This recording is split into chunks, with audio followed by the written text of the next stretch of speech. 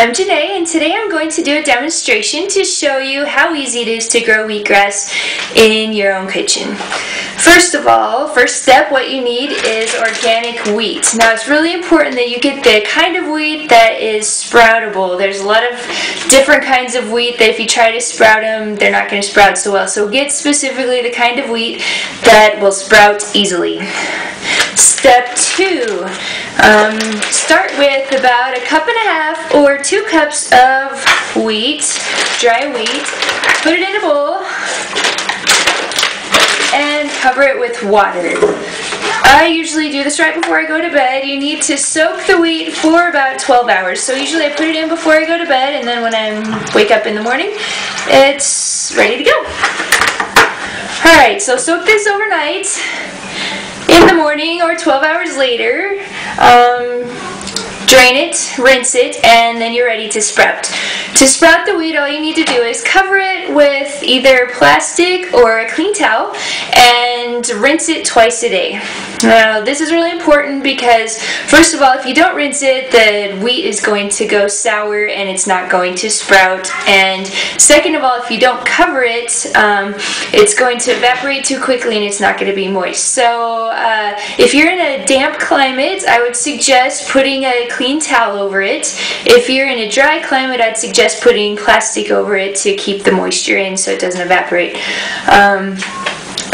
Under ideal conditions, the wheat will sprout in about a day or two. Just make sure you rinse it twice a day and keep it covered and keep it in a cool location. After the wheat's sprouted, it's going to look like this.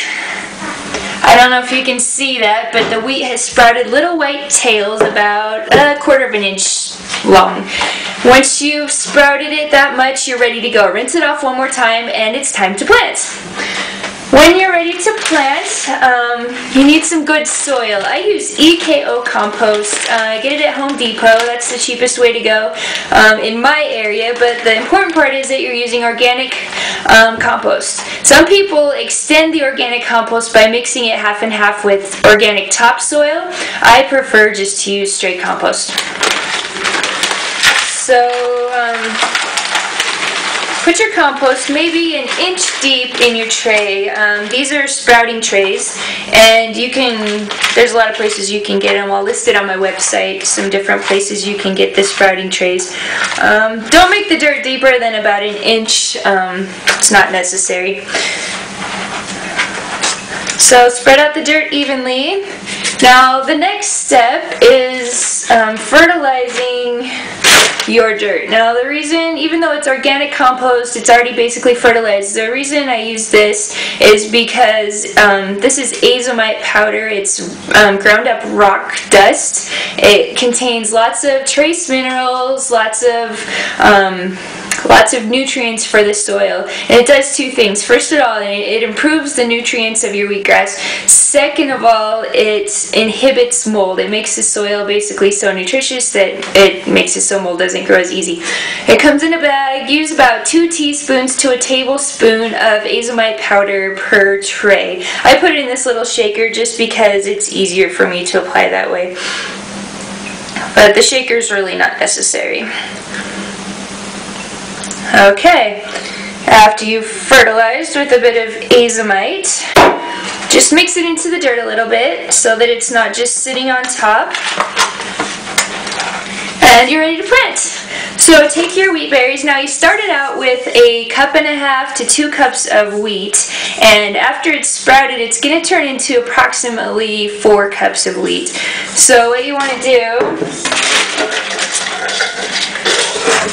is put 4 cups of wheat right on the top of your dirt, of wheat sprouts, right on top of your dirt. Alright, and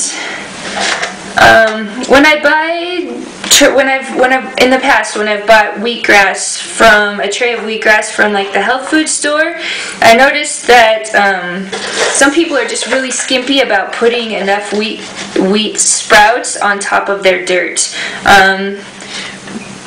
basically this is not going to benefit you at all because it's going to lower the per tray yield of wheatgrass juice. So you want to completely cover the soil so you can't see the soil anymore, and the wheat sprouts are going to be about a ½ inch deep. Make sure you get enough wheat sprouts on there. It's really going to improve the yield. You're going to be using less dirt, less plantings, more juice. There you go. And